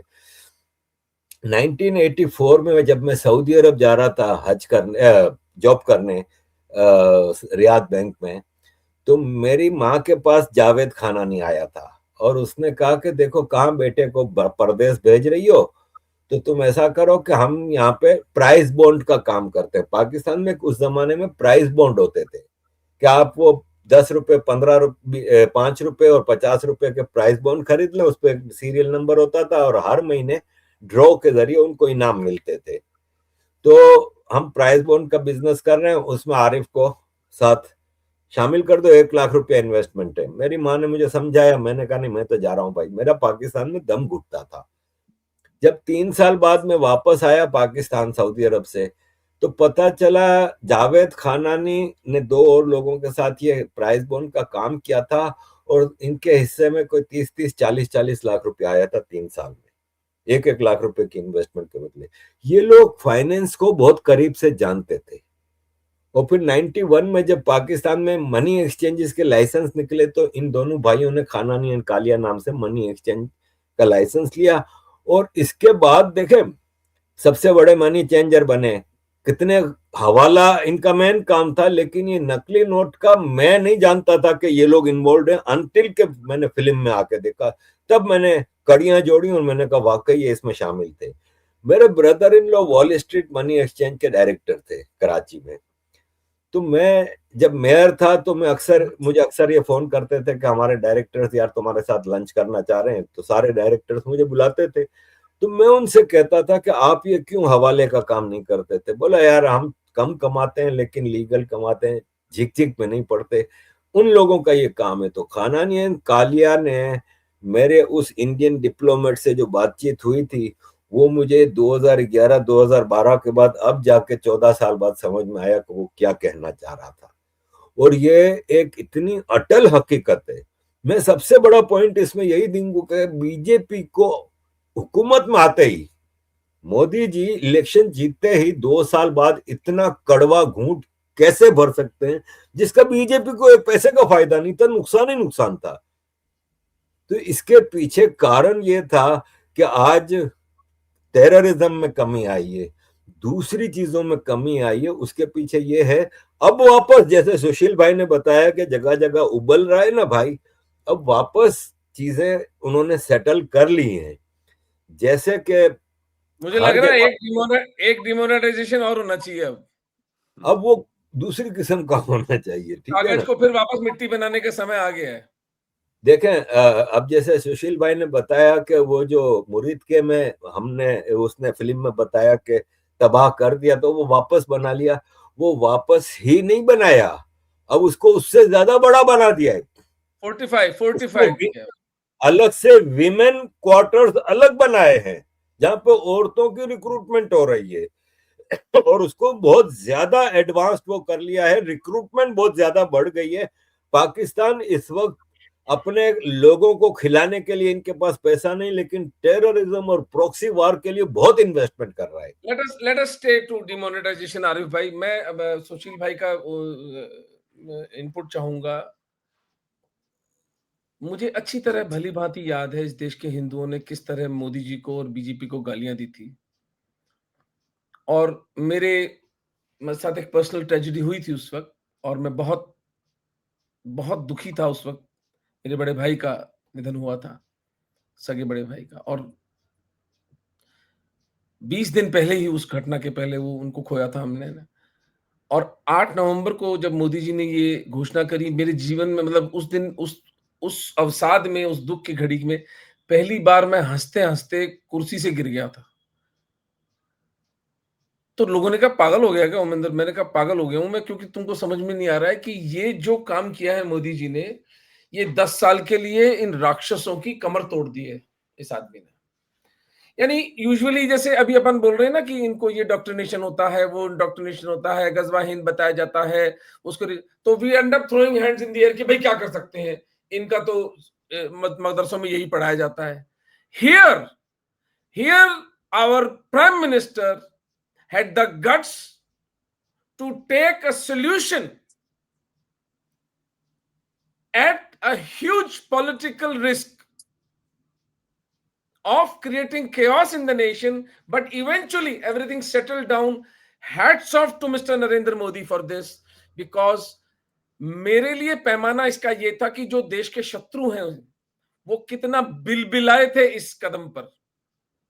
और ये मूवी, अगर आप उन एक्टर्स, वो एक्टिंग कर रहे थे वो सब लोग, कट एक्शन एक्शन ये सब चल रहा था, फिर भी तथापि अगर इस मूवी की सत्यता को हम, वो जो संदेश देना चाहती है, उनके थोबड़े देखे थे आपने जब मोदी जी की इस घोषणा को उस मूवी में फिल्मांकन किया जा रहा था।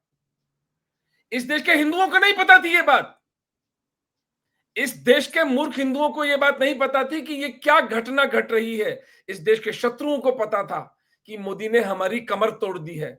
सुशील भाई, डीमोनेटाइजेशन कितना महत्वपूर्ण कदम था, प्लीज इस हिंदू समाज को, इस कोमाटोज हिंदू समाज को जरा समझाइए। देखिए, आज इस साल इसको 10 बरस पूरे हो जाएंगे डिमोनेटाइजेशन को। अब हम एक हाइंडसाइट में उस एक बहुत बड़ी घटना को पर विचार कर रहे हैं, उस पर बात कर रहे हैं, और ये अब एक एकेडमिक इशू रह गया है बहुत लोगों के जहन में कि इकोनॉमी को उससे क्या फायदा हुआ, देश को क्या फायदा हुआ, हमारी सिक्योरिटी को क्या फायदा हुआ, टेरर फाइनेंस को क्या फायदा हुआ, डिजिटाइज करने की इकोनॉमी की जो इशू थी उसको क्या फायदा हुआ। आज तो हम हाइंडसाइट में उसके बहुत से इम्पैक्ट्स, उसके बहुत से कॉन्सिक्वेंसेस आराम से देख सकते हैं। लेकिन कमाल की बात वो जो आप कह रहे थे ना कि लोगों को लाइनों में खड़ा कर दिया, ये एक बहुत बड़ी तोहमत हाँ, लगाई गई। हाँ। इस देश को पिछली सरकारों ने किस किस लाइन में नहीं खड़ा किया। वाह, क्या बात कही है, क्या बात कही है सुशील भाई, मैं ब्यूटीफुली पुट।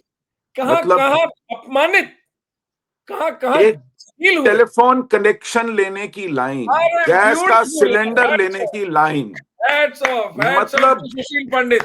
मैं कह रहा हूं लाइन में खड़ा किया गया? इसमें तो कविता होनी चाहिए यार एक। मेरे पिताजी ने एक बजाज स्कूटर बुक किया था, 11 साल इंतजार करना पड़ा, ब्लैक मार्केट में 100% प्रीमियम देना पड़ा। हमने सिनेमा की टिकटों की लाइन, बस में घुसने की लाइन, रेलवे में सफर की लाइन, अस्पतालों में बेड की लाइन, हमने किस किस राशन कार्ड के लिए लाइन, आटे गैस की दाल लाइन। चावल के लिए लाइन, हमने कौन कौन सी लाइन नहीं भुगती। ये देश लाइनों में खड़ा होके बड़ा हुआ है। Brilliant, brilliant. हैं? और आप 2016 में एक बड़े कदम की केवल एक लाइन लगानी पड़ी आपको, और वो किनको लगानी पड़ी मैं बताता हूं, जिनकी इकोनॉमी कैश पे चलती थी। इस देश में एक बहुत बड़ा तबका है, बहुत बड़ा समुदाय है, और उसमें हमारे मुसलमान भाई सबसे आगे हैं, जो बैंकिंग में विश्वास नहीं रखते थे, जो फॉर्मल इकोनॉमी में विश्वास नहीं रखते थे, जो पैसे के लेन देन में थे और उससे टैक्स भी बचाते थे, और हमेशा उनका गल्ला तो कनॉट प्लेस के एटीएम्स के बाहर और बैंकों के बाहर पूरा चांदनी चौक लाइन में खड़ा था। और क्योंकि खवातीनों के लिए अलग से लाइन थी, तो बुरके वालों की लाइन 1.5 2 किलोमीटर थी। दिक्कत इस बात से थी कि हमारा कैश पूरा का पूरा आज बाहर आ रहा है और अकाउंट हो रहा है, क्योंकि आपको बैंक अकाउंट होना था उसके लिए, और फिर बैंक अकाउंट में वो जमा होना था। तो आपकी एक्सरे हो रही थी पूरी इकोनॉमी की कि किसके पास कितना गल्ला, कितना पैसा है। प्रॉब्लम ये थी, लाइन में खड़े होने की प्रॉब्लम नहीं थी केवल, पूरी इकोनॉमी का स्कैन हुआ, जो इनफॉर्मल इकोनॉमी थी उसका एक्सपोजर हुआ, और एक एक चीज का पाई पाई का हिसाब हुआ, अकाउंटिंग हुई। आज ये देश उस समय जो टैक्स कलेक्शन थी उससे 3.5 गुना टैक्स कलेक्शन है, 3.5 गुना। ये फायदा हुआ है इस देश की इकोनॉमी को। हर महीने 2.25 लाख करोड़, 2 लाख करोड़ इस देश पा रहा है। 6 महीने में 2 लाख करोड़ नहीं आते थे। तो इशू है कि इस देश ने आगे का बड़ा लंबा सफर तय किया है, और आज अगर हम लोगों की इकोनॉमी, हमारा रेवेन्यू, हमारे टैक्सेशन, ये सब दुरुस्त हुआ है, एक बहुत बड़ा, आज हम डिजिटाइज इकोनॉमी, हमारी दुनिया की सबसे बड़ी डिजिटल इकोनॉमी है। हमारे यहाँ जितनी डिजिटल ट्रांजैक्शंस होती हैं, दूसरा नंबर, तीसरा नंबर और चौथे नंबर का मुल्क मिला ले उनकी उतनी नहीं होती हैं। तो सोचिए, जो लोग मजाक उड़ाया करते थे, ये चिदंबरम कहते थे क्या, सब्जी वाला, रिक्शा वाला, डिजिटल, उसके पास इंटरनेट होगा क्या? आज लोग भीख भी क्यूआर कोड पे मांग रहे हैं इस देश में।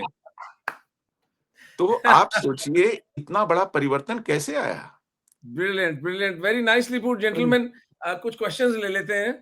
असद अफजल हमारा मित्र है, ये हमारी गीता वाले टैग पे आते हैं। इनकी नाम असद अफजल है, पर ये शक्ति के पुजारी हैं। ये कहते हैं कि भाई शाक्त धर्म का एक पूरा ट्रेडिशन मैं चलाऊंगा। उज्जवल भारत, नमस्ते, this is another favourable Dhurandhar one. Rajeshwari जी हैं हमारी, गहलोत जी हैं। क्वेश्चन कहाँ है? अच्छा, एक मैं देख रहा था बैकरूम, चिन्मय जैन का एक मैसेज है कि परसों रात भोपाल में विजय राजपूत को 3 बजे रात को काटकर हत्या कर दी गई है। चिन्मय जी प्लीज, हाँ, धर्मांश फाउंडेशन की वेबसाइट पे जाके हमें ईमेल करिए। इस परिवार को हम आर्थिक सहायता देंगे, इस परिवार को हम वी विल टेक केयर, और जो लीगल हेल्प है वो भी हम देंगे। तो please send us the details, और हमारी टीम वहां जाएगी भोपाल, और इनको जो भी यथासंभव सहायता होगी वो करेगी। धर्मांश फाउंडेशन का यही काम है। जो व्यक्ति चला गया उसका तो कुछ किया नहीं जा सकता, लेकिन पीछे बच गए लोगों को हम हर तरह से सहारा देने का प्रयास करेंगे। Political Islam is more dangerous than liberals. Well, we are not talking about Islam. We are talking about Hindu धर्म। Let us, मैं सिर्फ अपने धर्म की बात करता हूँ, मुझे किसी से और किसी से कोई लेना देना नहीं है। हाँ, हम हिंदू एलिट की बात हम कर चुके हैं। हाँ, ये राजेश्वरी जी कह रही हैं कि आपकी बातें सुनकर हम सब आप तुरंत प्रभाव के साथ परिणाम ला सकते हैं। बिना खुली क्रांति के हर गांव, ढाणी, शहर, प्रांत, देश, दुनिया में हिंदू बस्ती में मंदिर होता है, और गुरुकुल चलें तो योद्धा बने। ओके, ठीक है। हम लोग धर्मान फाउंडेशन के माध्यम से और साथ में सेवा न्याय का प्रकल्प हमारे साथ चलता है, संजीव नेवर और स्वाति का। तो उसमें हम लोगों ने अभी उत्तम नगर में एक फिजिकल ट्रेनिंग सेशन किया है और हम दिल्ली के अंदर ऐसे 4 फिजिकल ट्रेनिंग सेशंस और ट्रेनिंग सेंटर्स बनाने का हमारा प्लान है, जहाँ रेगुलरली बच्चों को जूडो, कराटे और इस तरह की सेल्फ डिफेंस की दी जाएगी। कड़वा और असली पौरुष में व्यक्ति डॉक्टर धीरज हैं, ये कह रहे, एक प्रश्न उठता है कि जम्मू कश्मीर में के भी हाल की टारगेट किलिंग में वो भी मारे गए जो Friday meeting place, non praying place निर्माण के लिए पैसे देते थे, क्यों? डर या सेक्युलर प्रेम? मुझे प्रश्न समझ में नहीं आया, आप क्या कहना चाहते हैं? अमित नाहटा जी नमस्ते, सुशील जी, आर्य साहब आपको अमित नाहटा जी नमस्ते कह रहे हैं। नमस्कार।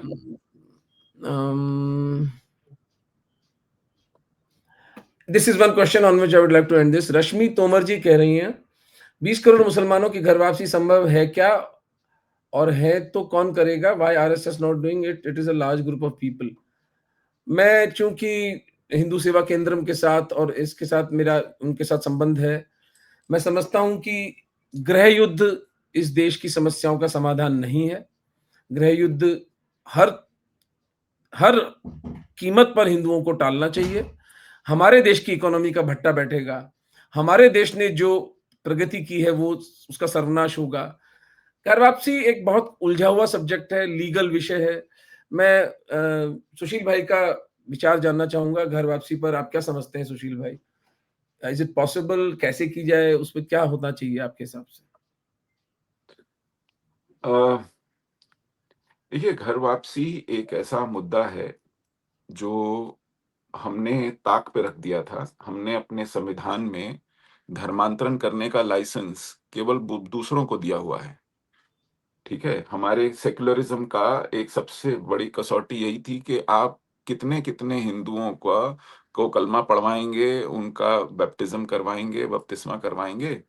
लेकिन हिंदू जो है वो चुपचाप ये होता देखता रहे, अपने ऊपर ये आघात सहता रहे। तो अगर इवेंजेलिकल हिंदुइज्म नाम की हाँ, कोई चीज नहीं है, कोई हाँ, चिड़िया ही मतलब नहीं है। हाँ, ये वन वे स्ट्रीट नहीं हो सकती। अगर आपको फ्रीडम ऑफ रिलिजन का मतलब यही समझ में आता है कि आप हिंदुओं को थोक के भाव, तो हिंदू समाज को, हिंदू संत को, महात्माओं को, मठों को, मंदिरों को ये छूट होनी चाहिए और सबको फिर ये छूट होनी चाहिए। फिर ये खुला खेल फर्रुखाबादी हो। आप इसमें फिर बिना सोचे समझे इस तरह का अनाप-शराप ना करें कि ये घर वापसी क्या होती है।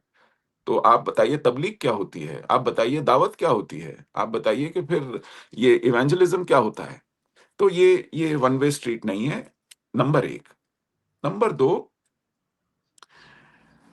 गृह युद्ध होगा, नहीं होगा, कब होगा, कैसे होगा, ये किसी के हाथ में नहीं है। ये प्लान बन के नहीं होता है। ये डेट तय करके नहीं होता है।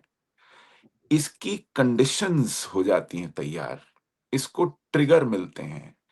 बहुत इस ये बढ़िया। हाँ, तो ये ना हो अच्छा है। कोई नहीं चाहता कि युद्ध हो, कभी भी हो, हिंसा हो, कोई नहीं चाहता। लेकिन न चाहने से युद्ध टलते नहीं हैं।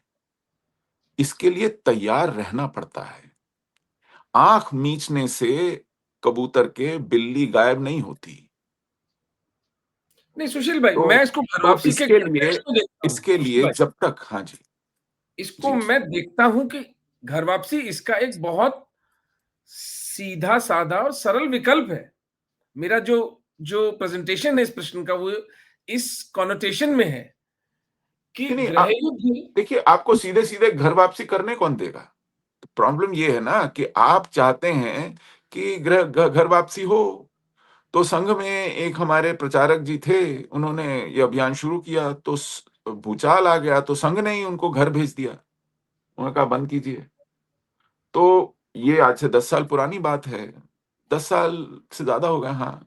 आगरा में था ये, मैं उनका नाम भी जानता हूँ। जबकि उन्होंने कहा था कि देखिए आप मुझे अनुमति दे रहे हैं, तो इसकी प्रतिक्रिया होगी, आप सोच लीजिए, बाद में मैं रुकूँगा नहीं। तो जब हमें यहाँ बोला जाता है कि हर मस्जिद में शिवलिंग ढूँढना बंद करो, ये हर मस्जिद का किस्सा नहीं था, ये काशी विश्वनाथ का किस्सा था। उस संदर्भ में बोला गया। बिल्कुल ठीक जब ये बात है। ऐसा आरिफ भाई जब कुछ कहना चाहते हैं आप? हाँ, जब ऐसा कहा जाए कि इस देश में पैदा हुआ हर आदमी हिंदू है। अरे भाई! तो फिर आप मतलब ये कैसी कॉन्ट्रडिक्शन है। फिर तो उसी झगड़े की वक्तव्य बात में है। आप कहते हैं, हाँ, ना फिर उसी बात में कहते हैं कि केवल हिंदुओं को क्यों संगठित करें, सबको संगठित करना। अरे भाई, अगर सभी हिंदू हैं तो फिर केवल हिंदुओं को क्यों संगठित करें, ये क्या कॉन्ट्रडिक्शन है। तो बहुत से कॉबवेब्स हैं, बहुत सी कंफ्यूजन है दिमाग में, और खासकर लीडरशिप के दिमाग में। तो केवल इतना कहना पड़ेगा कि स्थितियां धीरे धीरे बिगड़ रही हैं, हमें संगठित रहना है, हमें सतर्क रहना है, और हमें अचानक से आपदा में नहीं फंसना है। वो चाहे गृह युद्ध हो, चाहे दंगा हो, चाहे किसी भी तरह की हिंसा हो, सुशील या भाई, कोई भी मैं बवाल। इस मूवी को मैं इसी बैकग्राउंड में देखता हूं कि एवरेज गांव का, शहर का हिंदू जाग रहा है कि something is very wrong hmm, and I have to take matters in my hands. Hmm, and that is why Dharman foundation, भाई आज धर्मान फाउंडेशन क्या कर रहा है, हम एक निर्धन हिंदू को एक सहायता पहुंचा रहे हैं ताकि वो इवेंजलिज्म के चक्कर में ना पड़े। हम्म। बस इतना ही काम कर रहे हैं हम कि निर्धन हिंदू तक सहायता पहुंचाई। आरिफ भाई, आप कुछ कहना चाहते थे घर वापसी के मुद्दे पर? जी। देखें, घर वापसी के ऊपर जो मसले हैं ना, वो मुझसे ज्यादा कौन जानेगा। आपसे ज्यादा कोई नहीं जानता, ठीक बात ठीक है। बात मैं है। अभी जिनीवा गया तो 22 तारीख को संडे को मैं पहुंचा, तो 23 तारीख को एक अफ्रीकन एनजीओ का डिनर था। तो डिनर पे हम सब इनवाइटेड थे, पाकिस्तान डायस्पोरा के, सिंधी, बलोच, पश्तून, पीओके के लोग। तो हम वहाँ डिनर टेबल पे जाके बैठे ना, तो पीओके से आए हुए एक साहब थे। उन्होंने कहा कि आरिफ भाई, आपसे एक सवाल है।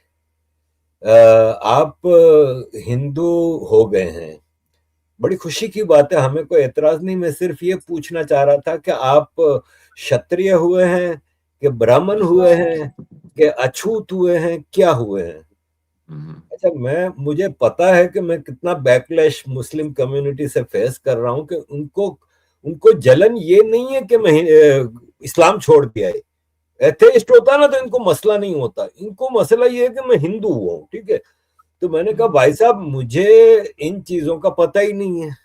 वो मैंने जितना गीता पढ़ा है, या जो थोड़ा बहुत मैंने हिंदुइज्म की स्टडी की है, उसमें मुझे तो कहीं कास्ट की है वो नजर नहीं आई। ये सब पॉलिटिकल स्लोगन है। तो एक साहब में मुसलमान दिल्ली से आते हैं, वो दिल्ली का एक एनजीओ चलाते हैं वो। तो उन्होंने कहा कि नहीं, ऐसा नहीं है। ऐसा है कि आपको, अगर आप हिंदू बनते हैं ना, तो आपको कास्ट बनानी पड़ती है। आप जानते हैं एक वसीम रिजवी साहब है, मैंने कहा हाँ जानता हूं। बोले उनको त्यागी बनाया गया है, जितेंद्र त्यागी उन्होंने नाम रखा। तो उनको त्यागी बनाया गया है, तो आपको भी कोई कास्ट तो ज्वाइन करनी पड़ेगी।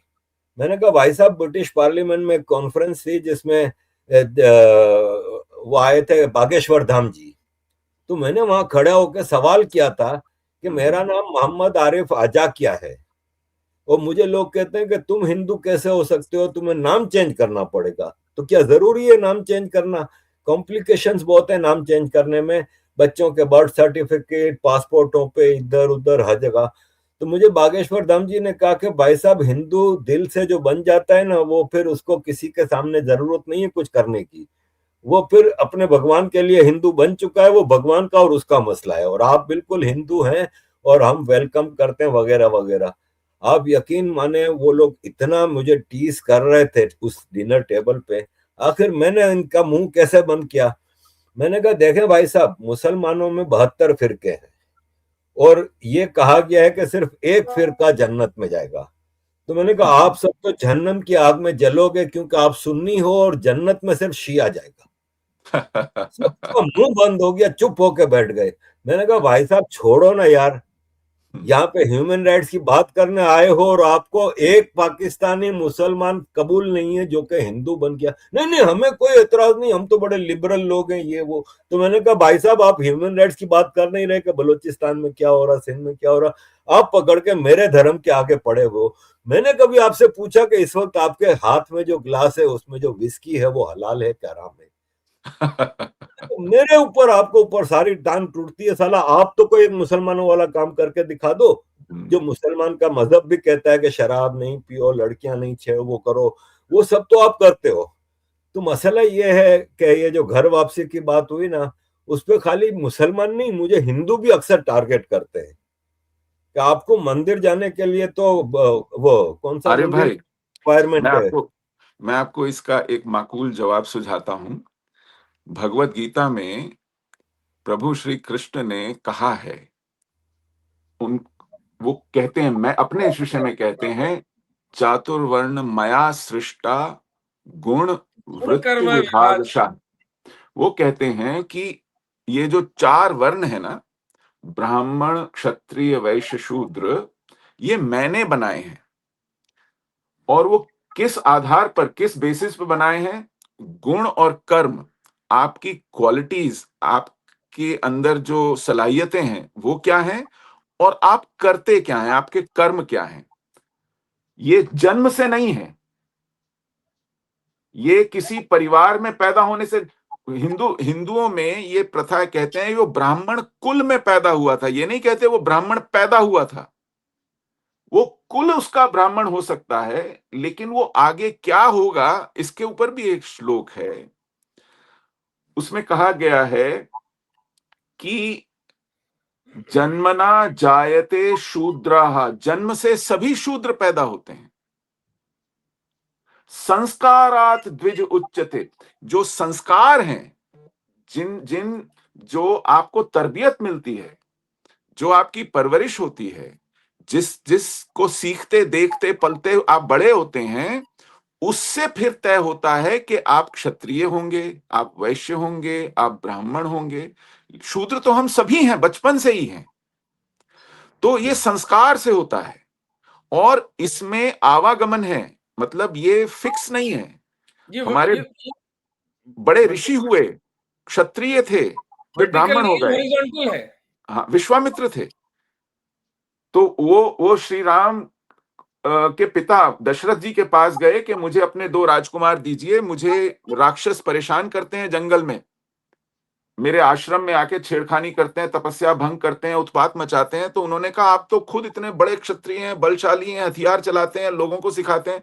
कहते हैं, मैंने वो त्याग कर ब्राह्मण वर्ण अपनाया है, अब मैं केवल पठन पाठन अध्ययन करता हूं, तो इसलिए मैं अब शस्त्र नहीं उठाता हूं। आप क्षत्रिय हैं, आपका धर्म है, आप मेरी रक्षा करें। तो वो क्षत्रिय थे, वो ब्राह्मण हो गए। यानी आप एक ही जन्म में एक वर्ण से दूसरे वर्ण आ जा सकते हैं। इस पर तय होता है कि आप क्या कर रहे हैं, क्या करना चाहते हैं, इसकी स्वतंत्रता है। और ये पुरानी बाद बात, में रूढ़ी हो गई। इसमें भक्त का रैदास तो जो चर्मकार थे, हाँ, और उन्हें ब्राह्मण का दर्जा मिला है। बिल्कुल। तो ये रूढ़िता जो है ना, ये इस धर्म में नहीं है। आरिफ भाई कुछ कहना चाहते हैं? हाँ, मैं ये कह रहा था कि इस पे खाली मुसलमानों का नहीं है, हिंदुओं को भी। मुझे एक हिंदू एनजीओ मिले जिनीवा में, तो ऐसे ही कैफेटेरिया में, यूएन का कैफेटेरिया बहुत बड़ा है, वहां पे गपशप होती है। तो उनसे मैं बातचीत हो रही थी, तो कहते हैं, यार आरिफ भाई, आपने ये बड़ा भूल की है कि आपने हिंदू हो गए और उसका प्रचार किया, ऐलान किया। मैंने कहा क्यों? बोला इसलिए कि अब इंडिया वालों को आपकी जरूरत नहीं रही, क्योंकि आप उनके लिए बेकार हो गए। अब आप जब मुसलमान होके जब बोलते थे तो उसकी वैल्यू दूसरी थी, और अब हिंदू होके बोलते हैं तो उसकी वैल्यू नहीं है। तो मैंने कहा भाई साहब, मसला ये है कि 62 साल उम्र है, और 62 साल में साला जितने फैसले किए ना, दिल से किए हैं, बहुत तो बढ़िया, कभी फायदा नहीं सोचा किसी चीज में। मैं बहुत कहा जो बढ़िया। मुझे सही लगा वो मैंने कर दिया, इसमें मैंने ये नहीं सोचा कि मुझे कौन फायदा देगा और कौन नुकसान देगा। तो मसला यही है। एक साहब मुझे यहाँ लंदन में मिले, कहते हैं आप जगन्नाथपुरी तो नहीं जा सकते, इसलिए कि आपके पासपोर्ट पे नाम है मोहम्मद आरिफ आजा के, आपको घुसने नहीं देंगे। मैंने कहा नहीं, मुझे पता है कि एफिडेविट सिस्टम होता है, आप एफिडेविट जमा कराओ तो आपको वो जाने देते हैं। जब मुझे हुक्म आएगा ना कि जगन्नाथपुरी में मेरी यात्रा है, तब किसी का बाप ही नहीं रोक सकता। वाह वाह ये वाह भी वाह, दिलाएंगे और बहुत जगन्नाथपुरी के दर्शन भी कराएंगे आरिफ भाई। बहुत खूब, बहुत ये खूब। है। बहुत सुंदर। सो हिस्ट्री पर कुछ लोगों के प्रश्न आए हैं, कुछ लोगों ने धर्मवीर सिंह जी दहिया का प्रश्न है, लेकिन मुझे प्रश्न समझ में नहीं आया। इन्होंने कहा कि doctor Atul demonetisation was a success and government of India had hoped that at least 3 lakh crore will not come back, but more duplicate notes came back and GOI has nothing to do to show Did government of India get a bad name? That's the whole point of today's discussion, that government of India did a brilliant job of demonetization. There was nothing bad in that.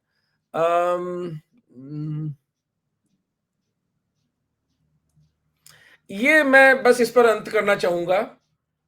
Kashi Akhun 4461.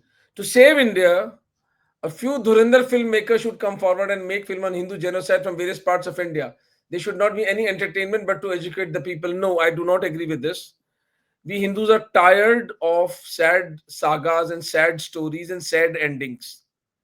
That is why I did not go to watch Prithviraj the movie, क्योंकि उसमें पृथ्वीराज की हत्या होती है उन्हें अंधा बनाकर. महाराणा प्रताप, छत्रपति शिवाजी महाराज पर मूवीज क्यों नहीं बनती इस देश के अंदर? क्योंकि वो विजय गाथाएं थी. और मैं इस पॉडकास्ट में भी उनसे कई लोगों ने पूछा है. कल सुबह मैं महाराणा प्रताप की मूवी की स्क्रिप्ट लिखने के लिए अपनी पुस्तक महाराणा में से 2-3 बॉलीवुड के राइटर्स के साथ लंबी मैराथन मीटिंग कर रहा हूं. मां भगवती ने चाहा तो अगले 2 वर्ष में महाराणा प्रताप पर 200-250 करोड़ की बजट की एक मूवी बनेगी और समाज देखेगा. जे धुरंधर ने जो प्रभाव डाला है उससे भी अधिक प्रभावशाली एक मूवी महाराणा प्रताप सिंह पर बनेगी. दुनिया देखेगी वो कैसे राजा थे, वो कैसे बेटे थे, वो कैसे पति थे, वो कैसे कुशल सेना नायक थे. तो मेरे ख्याल से सुशील भाई कुछ कहना चाहते हैं? नहीं, बिल्कुल. बहुत शुभकामनाएं आपको. आर्यन सिंह कहते हैं, I think we should end with this. What is your opinion of Hindu birth rate? Today's Hindu generation does not want to get married. What's your opinion on this trend of breakup and hookup, Sushil bhai? हाँ, कुछ समाज में इस तरह की एक धारा चल पड़ी है. कुटुंब प्रणाली जो है, जो हमारी फैमिली सिस्टम है, उस पे बहुत से प्रेशर्स हैं और ये अर्बन लिविंग का एक कुप्रभाव है. मॉडर्न इकोनॉमी का एक कुप्रभाव है. खासकर हमारी महिलाएं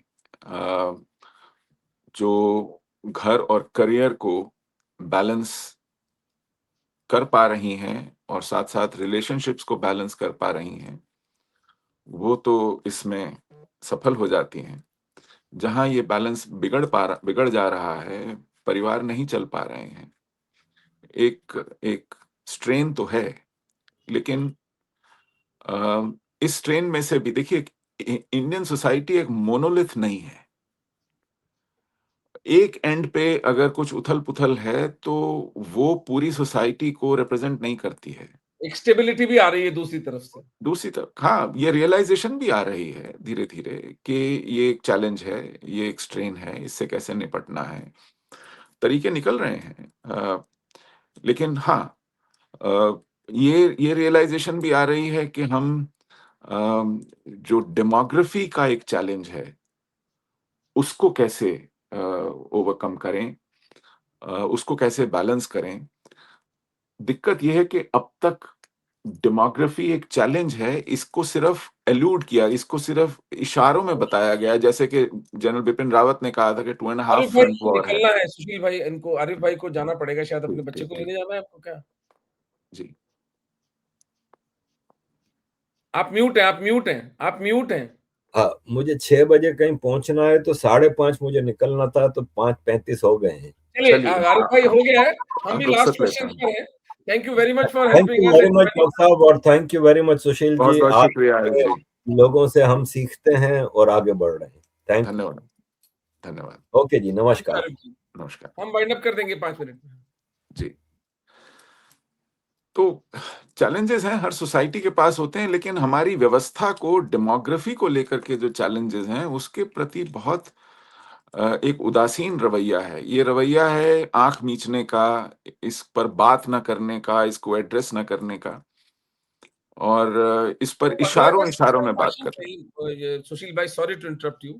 15 अगस्त के भाषण में मोदी जी ने डेमोग्राफिक मिशन एस्टेब्लिश करने की बात की है. वो एक महत्वपूर्ण घोषणा है, मैं उसको फॉलो कर रहा हूं. नहीं, लेकिन देखिए, अगेन ये आज हम कह रहे हैं, उसके विषय में डिटेलिंग नहीं है अभी तक।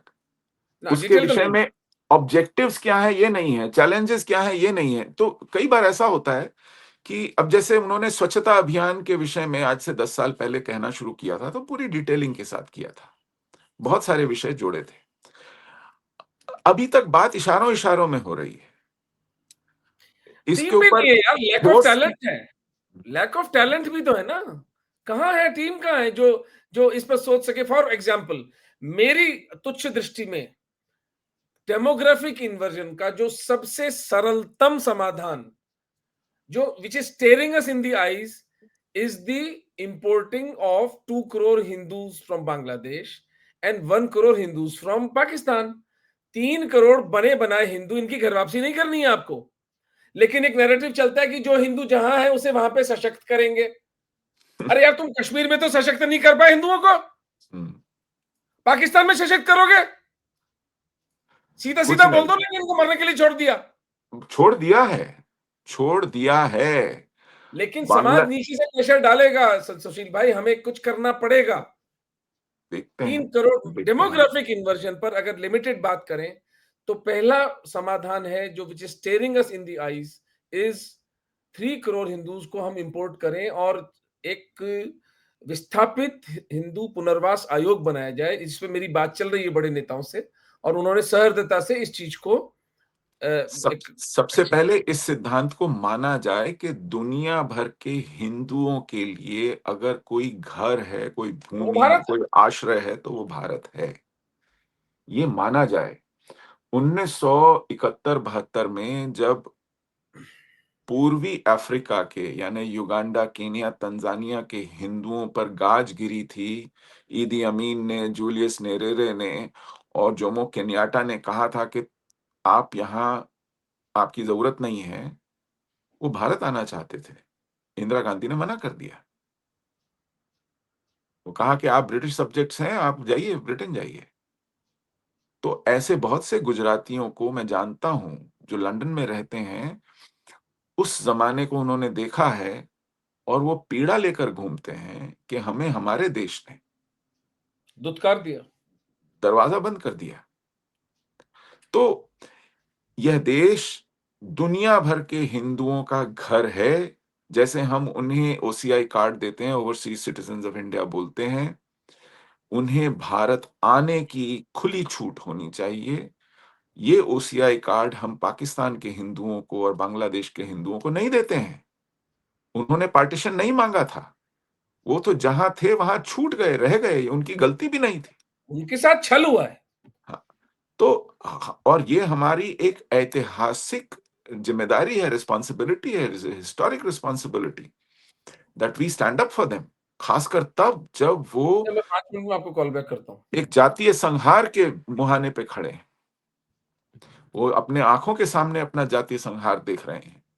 तो ये हमारे लिए बहुत शर्म की बात है कि हम बहाने गढ़ते हैं कि उन्हें वहीं पे सशक्त करेंगे।